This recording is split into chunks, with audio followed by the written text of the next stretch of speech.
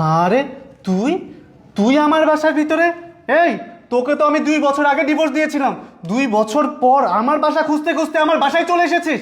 এই, আমার সোনার সংসারটা নষ্ট করতে এসেছিস তুই, তাই না? এই তুমি কি বলছো? আমি তো জানতামই না এটা তোমার বাসা। যদি জানতাম আমি কখনোই এই বাসায় আসতাম না। আর তুমি কি বললে আমি তোমার সংসার ভাঙতে এখানে এসেছি? আরে আমি তোমার সংসার কিভাবে ভাঙতে আসলাম? যা শেষ হওয়ার তো 2 বছর আগেই শেষ হয়ে গেছে। তোমার সাথে তো আমার ডিভোর্স হয়েই গেছে। তাহলে এখানে আমার তোমার সংসার ভেঙে কি লাভ বলো? এই তুমি কখন আসলা? চলো ভিতরে যাই। আর এখানে দাঁড়িয়ে আছো কেন?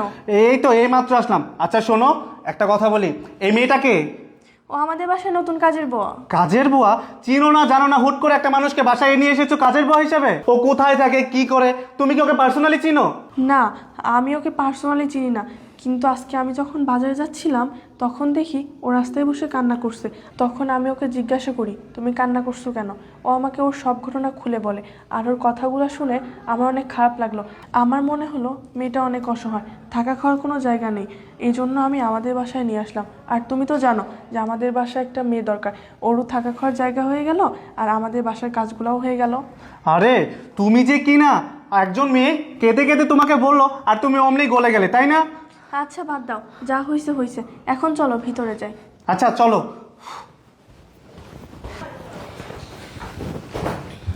এই শোনো, তোমাকে আমি একটা ক্লিয়ার করে কথা বলি, তুমি যাকে তাকে এভাবে যদি নিয়ে আসো তাহলে কিন্তু হবে না। তুমি বাসার কাজের লোক নিয়ে আসছো, তুমি অসম্পর্কে কিছু জানো?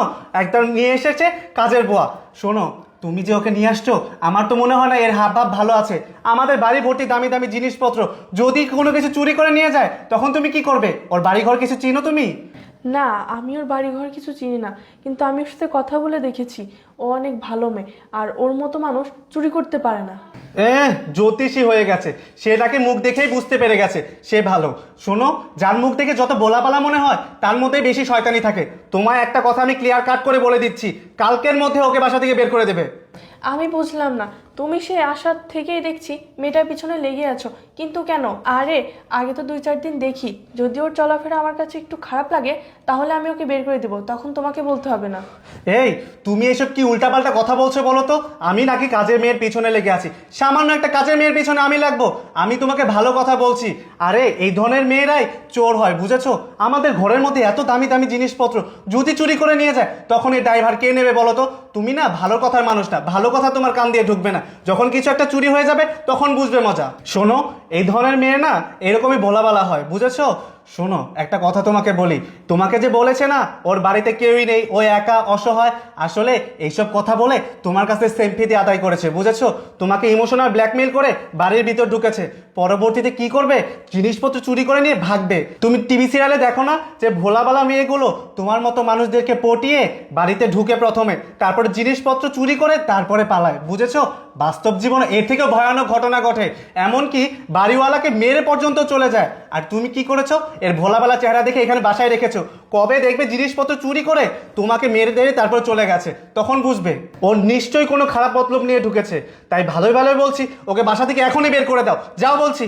এই শোনো, তুমি বেশি বুঝো না। ও চুরি করে আর না কি করে সেটা আমি দেখছি। তোমার এইসব নিয়ে মাথা গলাইতে হবে না। 6 মাস যাবত একটা কাজের মেয়ে খুঁজে পাচ্ছি না, যাও একটা পেলাম, তারপর তোমার এখানে কত কথা। আর শোনো, তোমার সাথে আমি এই বিষয় নিয়ে আর কথা বাড়াতে চাই না। যাও, অফিস থেকে আসছো, ফ্রেশ হয়ে নাও। আর শোনো, বাইরে আমার একটা ইমার্জেন্সি কাজ আছে, আমি এখন বাইরে যাচ্ছি। বাইরে থেকে এসে তোমাকে খাবার দিচ্ছি, ঠিক আছে? আচ্ছা আচ্ছা, যাও, তাড়াতাড়ি চলে এসো।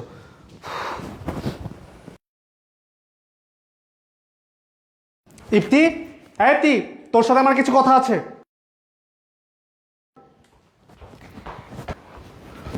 এই শোন, তাড়াতাড়ি ব্যাগটা গুছিয়ে বাসা থেকে বেরিয়ে যা। কি বলছো? আমি বাসা থেকে বের হয়ে যাব মানে? আমি একটা মেয়ে মানুষ, এই সন্ধ্যা হয়ে গেছে, সন্ধ্যাবেলা কোথায় যাব, কি করব? এই, তুই সন্ধ্যাবেলা কোথায় যাবি কি করবি সেটা কি আমি দেখবো নাকি? তোকে আমি বাসা থেকে বেরিয়ে যেতে বলছি, তুই বেরিয়ে যাবি। তুই এখানে থেকে কি আমার সোনার সংসারটা নষ্ট করে দিবি নাকি? না না, আমি তোমার সংসার নষ্ট করব কেন? আমি তোমার সংসার নষ্ট করব না, বিশেষ করো শোনো না, আমি না, আমাকে জাস্ট একটু থাকার জায়গা দাও। আমি এক কোনায় পড়ে থাকবো, তোমার সামনেও যাব না। তুমি তো জানো আমার বাবা মা কেউ নেই, আমি কোথায় যাব, কি করব, কি খাবো? শোনো না প্লিজ, আমাকে তোমার বাসা থেকে বের করে দিও না। এই থাম তো, তোর এই ধরনের ন্যাকা কান্না না আমার একদমই সহ্য হচ্ছে না। এখানে দাঁড়িয়ে দাঁড়িয়ে ন্যাকা কান্না কাটছে। শোন, তোকে আমি বেরিয়ে যেতে বলছি, তুই বেরিয়ে যাবি। তোর এই ধরনের কান্নাকাটি করে কোনো লাভ হবে না। আমার বউ বাইরে গেছে, আমার বউ বাহির থেকে আসার আগেই তুই বেরিয়ে যাবি। আমি তো খুব ভালো করেই বুঝতে পেরেছি যে এসে দেখেছিস আমি খুব আলিশান জীবনযাপন করছি, অমনি তোর মনের মধ্যে লোভ জেগে গেছে, তাই না? এখন আমার সোনার সংসারে এসে আমার সংসারটা ধ্বংস করার প্ল্যানিং করছিস তুই। আমি যে এত ভালো আছি সেটা তোর সহ্য হচ্ছে না, তাই না? না না, কি বলছো তুমি? আমার সহ্য হবে না কেন? আমার তো দেখে অনেক ভালো লাগছে যে তুমি খুশি আছো, ভালো আছো, সুখে শান্তিতে আছো, আর তুমি কোনো কষ্টে নেই। তুমি তো এটাই চেয়েছিলে, আমার এতে কোনো কষ্ট নেই। শোন, তোর কষ্ট আছে কি নেই সেটা তো আমি খুব ভালো করেই বুঝতে পেরেছি। তুই কি করবি, এখানে থেকে আমার বউকে তুই বলে দিবি যে তোর সাথে আমার একটা সম্পর্ক ছিল, তোকে আমি বিয়ে করেছিলাম, তোর সাথে আমি সংসার করেছিলাম, এটা সব আমার কাছে বউয়ের কাছে বলবি, আর আমার বউ সেগুলো সহ্য করতে না পেরে চলে যাক, তাই না? তুই মনে মনে তো এই প্ল্যানিংই করেছিস। তোর সাথে তো থেকে আমি কিছুই পেয়েছিলাম না। তুই তো একটা গরিবের মেয়ে ছিলি, তুই আমাকে কিছুই দিতে পারিসনি, না দিয়েছিস শারীরিক সুখ, না দিয়েছিস আর্থিকভাবে শান্তি। কিন্তু আমার এই বউ আমাকে সব দিক থেকেই সুখে রেখেছে। ও যেরকম বড় লোকের মেয়ে, শিল্পপতি কোটিপতির মেয়েও, ওর অনেক টাকা পয়সা, কোটি কোটি টাকা ওর। এই যে বাড়িটা দেখছিস না, এই সম্পূর্ণ বাড়ি ওর। ও আমাকে নিজে গিফট করেছে, ও আমাকে অনেক কিছু দিয়েছে। তুই কি দিতে পেরেছিস? তুই আমাকে কিছুই দিতে পারিসনি। এই বউ যদি আমাকে রেখে চলে যায়, আগের বার তো তোকে আমি ডিভোর্স দিয়েছি, এবার আমি তোকে জানে শেষ করে ফেলবো। না না, আমি কেন তোমার বউকে বলতে যাব? আমি কখনোই বলবো না। আর বলবো বা কেন? তোমার সাথে তো আমার 2 বছর আগেই ডিভোর্স হয়ে গেছে, কারণ আমি তোমাকে কিছুই দিতে পারিনি। আমার বাবা মা তোমাকে যৌতুক দিতে পারেনি, এর জন্য তুমি আমাকে ছেড়ে দিয়েছো। আর সেই সুখে আমার বাবা মা পৃথিবী থেকে বিদায় নিয়েছে। শোনো, আমি না আর কিছু চাই না, আমার হারানোর মতো কিছু নেই। আর তুমি কি বললে? তোমার স্ত্রীকে বললে তুমি আমাকে মেরে ফেলবেন, তাই না? শোনো, তোমার আর কষ্ট করে আমাকে মারতে হবে না, কারণ আমি না জিন্দা লাশ হয়ে আছি, আমাকে মারার মতো কিছু নেই। আর আমাকে প্লিজ তোমার বাসা থেকে বের করো না, আমাকে 2-3 দিন টাইম দাও, আমি অন্য কোথাও কাজ খুঁজে তোমার বাসা থেকে চলে যাব। প্লিজ আমাকে বের করো না। কি বললি? 2-3 দিন সময় দেবো? আমি তোকে 2 মিনিট সময়ও দেবো না। তোর জন্য যদি আমার বউয়ের সাথে কোনো সম্পর্ক নষ্ট হয়ে যায়, সেটা আমি কোনোভাবেই মানতে পারবো না।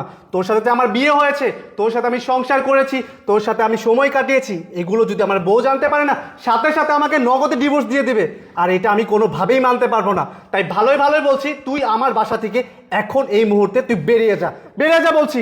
প্লিজ আমাকে বের করবেন না, প্লিজ। কি? তার মানে আমার স্বামী এই মেয়েকে আগে বিয়ে করছিল, আর এই মেয়েটাই তার আগের স্ত্রী। এই জন্যই তো বলি, এসে সেই এই মেয়েটার পিছনে কেনই পড়ে আছে। দাঁড়া, আজকে শেষ দেখেই ছাড়বো আমি। শ্রাবণ, তুমি এখানে কি করছো? এই, তুমি ওর সাথে কি কথা বলছো? আর তোমাকে দেখছি ফ্রেশও তো হওনি। হ্যাঁ, আসলে কি বলো তো, তুমি বললে না যে মেয়েটা ভালো আছে, কাজ করতে পারবে। আমি আসলে ওর সাথে কথা বলে একটু যাচাই করে নিচ্ছিলাম। আসলে মনে হচ্ছে মেয়েটা ভালোই আছে, ও যেহেতু থাকতে যাচ্ছে, ঠিক আছে তুমি রেখে ওকে কাজ করো। আচ্ছা, আমি তাহলে ফ্রেশ হয়ে আসি। এই দাঁড়াও, কোথায় যাচ্ছ তুমি? তুমি কি ভাবছো আমি কিছুই জানি না? আমি সব জানি। সব জানো মানে? তুমি কি বলতে চাইছো? কি জানো তুমি? ও তোমার প্রথম স্ত্রী, আর তুমি এটা লুকিয়ে আমার সাথে বিয়ে করেছো। কেন করেছো? ওর কি অপরাধ ছিল যে ওকে ডিভোর্স দিয়ে তুমি আমাকে বিয়ে করেছো? হ্যাঁ, আসলে কি বলো তো, ওর অপরাধ ছিল ও একটা গরিব, ও ফকিন্নি। আরে ও আমাকে বিয়ে শুধু করেছিল, কিন্তু আমার কোনো চাহিদাই পূরণ করতে পারেনি, না ভালোবাসা দিয়ে, না শারীরিকভাবে, না মানসিকভাবে, না আর্থিকভাবে, কোনো ইচ্ছাই আমার সাথে পূরণ করতে পারেনি। তাই আমি ওকে ডিভোর্স দিয়েছিলাম। কিন্তু বিশ্বাস করো, আমি শুধুমাত্র তোমাকেই ভালোবাসি, তোমার সাথে সারা জীবন কাটাতে চাই। এই তুমি চুপ থাকো, তুমি এত সাজু সাজতে এসো না। তুমি ওকে কেন বিয়ে করেছো আর কেন ছেড়ে দিয়েছো এটা আমি ভালোভাবে জেনেছি, আর তুমি আমাকে কি জন্য বিয়ে করেছো সেটাও আমি জেনে গেছি। এত কিছু জানার পরেও আমি তোমার সাথে সংসার করবো কিনা এটা দ্বিতীয়বার ভেবে দেখবো। আপু, আপনি ওকে ভুল বুঝবেন না, আসলে ওর কোনো দোষ নেই, সব দোষ আমার। আসলে আমার দোষের কারণেই ও আমাকে ডিভোর্স দিয়েছে। আসলে আমি তো ওর কোনো ইচ্ছে পূরণ করতে পারিনি, আমরা তো গরিব, ওর চাওয়া পাওয়া কোনো চাহিদাই পূরণ করতে পারতাম না, এর জন্য বুঝেছেন। আর শুনেন আপু, আমি না চলে যাচ্ছি, আপনারা থাকেন প্লিজ, ওকে ভুল বুঝবেন না। আমার কোনো না কোনো একটা ব্যবস্থা হয়ে যাবে, আমি কোথাও না কোথাও একটা থাকবো। আচ্ছা আপু, আমি আসি। দেখছো মেয়েটা কত ভালো ছিল, তারপরেও তুমি ওকে ছেড়ে দিলে। টাকায় সবসময় সুখ দেয় না, ভালোবাসাও লাগে। সুখে থাকতে হলে টাকার থেকেও ভালো একটা পার্টনার দরকার হয়, আর যেটা তুমি পেয়েও হারিয়ে ফেলেছো।